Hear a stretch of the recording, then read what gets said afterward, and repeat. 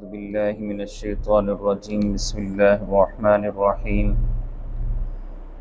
اهدنا الصراط المستقيم صراط الذين أنعمت عليهم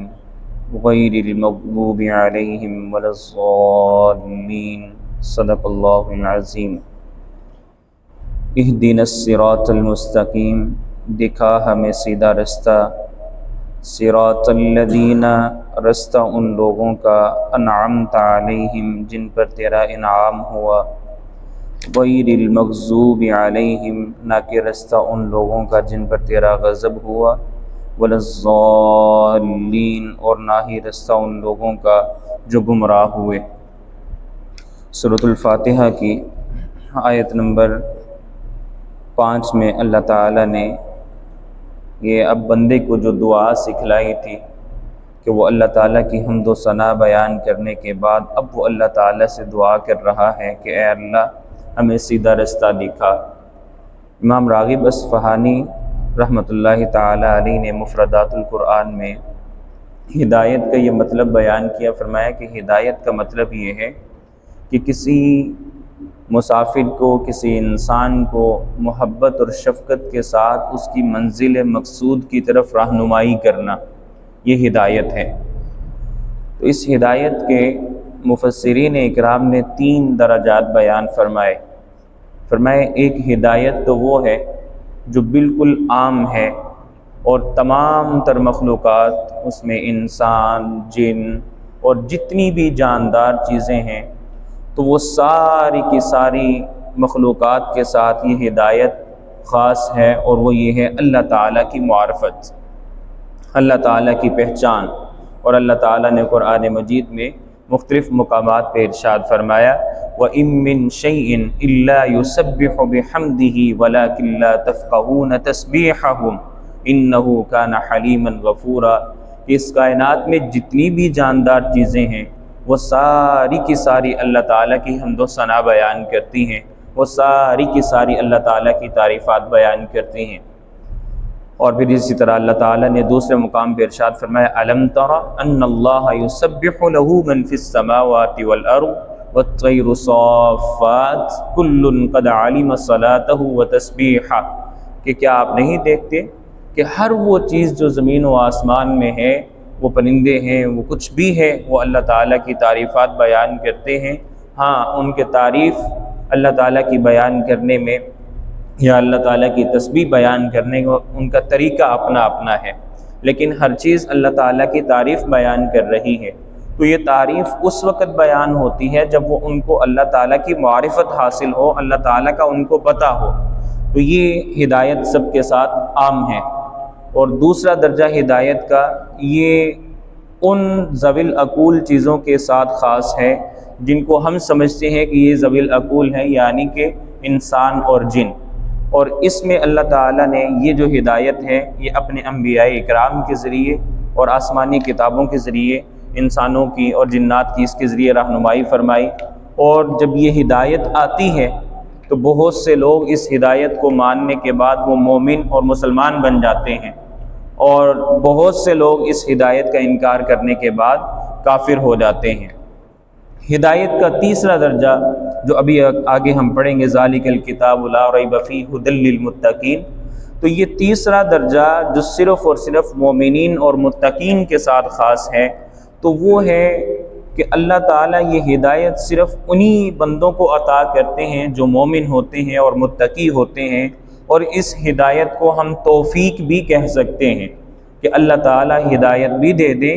لیکن اس ہدایت کے بعد سب سے بڑی جو چیز ہے وہ اللہ کی توفیق ہے کہ اللہ تعالیٰ توفیق دیں سیدھی راہ پہ چلنے کی، اللہ تعالیٰ توفیق دے ہمیں جو ہے وہ نیک اعمال کرنے کی، اپنے احکامات کے مطابق زندگی گزارنے کی، رسول اللہ صلی اللہ علیہ وسلم کے نقش قدم پہ چلنے کی۔ تو یہاں پہ جو اہدنا الصراط المستقیم، اب بندہ یہ اللہ تعالیٰ سے دعا کر رہا ہے یا اللہ زندگی گزارنے کے بہت سے رستے ہیں، بہت سی راہیں ہیں، ہم کوئی بھی کام کرتے ہیں اس میں بہت سے ہمارے پاس آپشنز ہیں، لیکن ہمیں یہ نہیں پتہ کہ کون سا رستہ صحیح ہے اور کون سا رستہ ہمیں گمراہی کی طرف لے کے جاتا ہے۔ اہدنا الصراط المستقیم، ہم تجھ سے دعا کر رہے ہیں اللہ ہمیں اس رستے پہ چلانا جو ہمیں تیری طرف لے کے جاتا ہو، جس کی منزل تیری رضا پہ جا کے ختم ہوتی ہو، ہمیں وہ رستہ چاہیے۔ تو انسان یہاں اللہ تعالیٰ سے یہ دعا کر رہا ہے، اور یہاں پہ مفسرین اکرام نے فرمایا کہ اہدنا الصراط المستقیم، سیدھے رستے سے مراد وہ رستہ ہے جو درمیانی راہ ہے، جو ہر طرح کی افراط اور تفرید سے پاک ہے۔ یعنی کہ اب آگے ابھی ہم یہ اللہ تعالیٰ نے جو ارشاد فرمایا کہ یہ رستہ کون سا ہے، تو اس میں بہت سی امتیں ہم سے پہلے یا تو وہ اپنے دین میں اتنی کمی کرنے کی وجہ سے گمراہ ہو گئی کہ انہوں نے اصل احکامات کو ہی بدل دیا،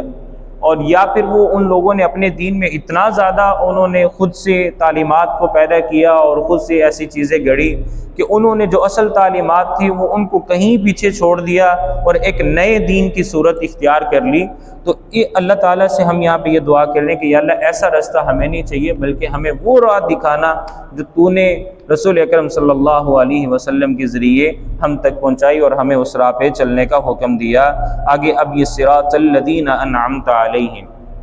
اب یہاں پہ رستے کی تعیین ہو رہی ہے کہ ہمیں کون سا رستہ چاہیے۔ فرمایا کہ رستہ ان لوگوں کا انعمت علیہم، جن پر تیرا انعام ہوا۔ اللہ ہمیں ان لوگوں کے رستے پہ چلانا کہ جن پر تیرا انعام ہوا۔ اب یہ سورۃ المائدہ میں سورۃ النساء میں اللہ تعالیٰ نے اب یہ وہ لوگ بیان کیے کہ وہ کون لوگ ہیں جن پہ اللہ کا انعام ہوا۔ فرمایا اولئک الذین انعم اللہ علیہم، وہ لوگ جن پہ اللہ کا انعام ہوا، علیہم من النبیین، پہلے ان میں وہ جو گروہ ہے، وہ جماعت ہے، وہ انبیاء کی ہے۔ پھر فرمایا والصدیقین والشہداء والصالحین، یہ چار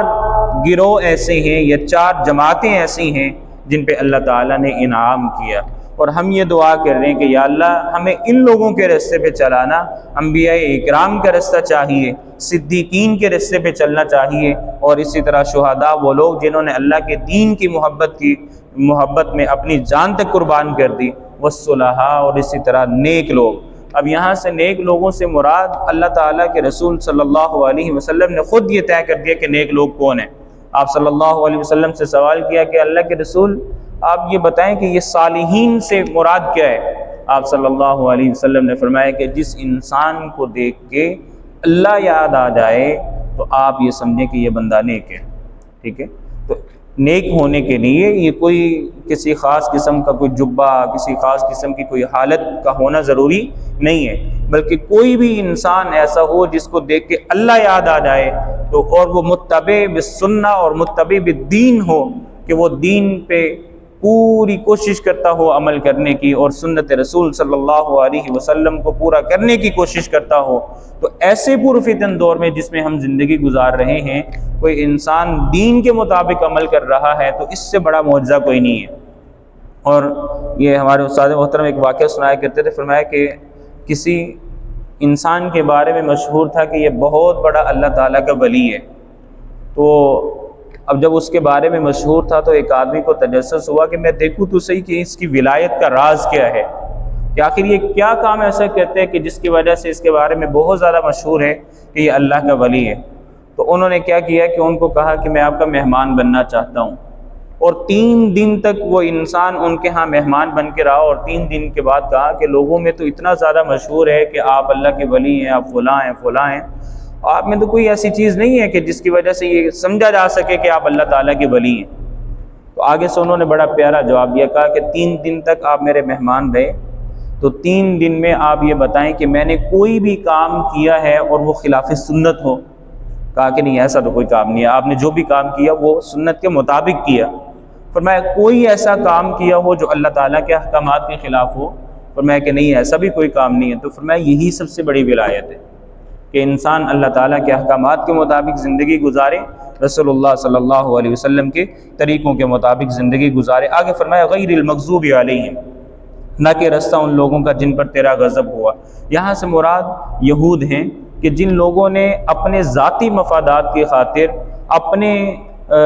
فائدے کو سامنے رکھتے ہوئے اللہ تعالیٰ کے احکامات کو بھی تبدیل کیا اور انبیاء اکرام کی بھی توہین کرتے رہے، یہاں تک کہ ان کو قتل بھی کر ڈالا۔ تو اللہ تعالیٰ سے ہم یہ پناہ مانگ رہے ہیں، یا اللہ ہمیں ایسا نہ بنانا کہ ہم اپنے ذاتی مفادات کے لیے ہم دین کے احکامات کو بدلنے کی کوشش کریں۔ اور کئی مرتبہ اللہ تعالیٰ نے قرآن مجید میں ارشاد فرمایا کہ یہ وہ لوگ ہیں جنہوں نے اولئک الذین اشتروا الضلالۃ بالہدیٰ، یہ وہ لوگ ہیں جنہوں نے گمراہی کو ہدایت کے بدلے خرید لیا۔ اور یہ فما ربحت تجارتہم، یہ جو انہوں نے تجارت کی ہے کہ ہدایت کو بیچ ڈالا گمراہی کے بدلے، تو ان کی تجارت ان کو نفع نہیں دے گی، بلکہ یہ تو ایک عارضی سی اور گھاٹے کا سودا انہوں نے کیا۔ اور یہ فرمایا یہاں پہ ہم دعا کر رہے ہیں کہ یا اللہ ایسا ہمیں نہ بنانا کہ ہم اپنے مفاد، جہاں تک ہمارا فائدہ نظر آ رہا ہے دین میں ہم عمل کرتے رہیں، اور جہاں پہ اب ہمارا نقصان ہوتا ہوا نظر آ رہا ہو بظاہر، تو اب ہم دین کے احکامات کو بدلنے کی کوشش کریں، اللہ تعالیٰ کے احکامات کو توڑ موڑ کے وہ اپنے مطابق بنانے کی کوشش کریں۔ تو ایسا راستہ نہیں چاہیے، وَلَضَّالِّينَ، اور نہ ہی ہمیں دین میں ایسا بنانا کہ ہم غلو کا شکار ہو جائیں، جیسا کہ عیسائیوں نے کیا کہ عیسیٰ علیہ السلام کو اللہ تعالیٰ نے رسول بنا کے بھیجا، اللہ تعالیٰ نے پیغمبر بنا کے بھیجا، اور انہوں نے حضرت عیسیٰ علیہ السلام کی محبت میں وہ لوگ اتنے آگے چلے گئے کہ اٹھا کے حضرت عیسیٰ علیہ السلام کو خدا بنا ڈالا۔ تو دین میں نہ افراط کمی چاہیے اور نہ ہی اتنی زیادتی چاہیے، بلکہ جو درمیانہ راستہ ہے ہمیں اس پہ چلنا ہے۔ یہ سورۃ الفاتحہ آج ہماری پوری ہوئی الحمدللہ۔ تو اللہ تعالیٰ نے اس میں جو دعا سکھلائی وہ صراط مستقیم کی ہے، اور اس میں صراط مستقیم بتایا کہ ان لوگوں کا راستہ جن پر اللہ کا انعام ہوا، اور وہ انبیاء، صدیقین، شہداء اور صالحین ہیں۔ اور جو لوگ جن پہ اللہ کا غضب ہوا اور جو گمراہ ہوئے، ان سے ہم پناہ مانگتے ہیں کہ اللہ تعالیٰ ایسے لوگوں کے راستے پہ ہمیں نہ چلائے۔ اللہ تعالیٰ سے دعا ہے کہ جو کچھ کہا سنا اس کو قبول و منظور فرمائے، اور اس پر عمل کرنے کی توفیق عطا فرمائے۔ آمین الحمدللہ۔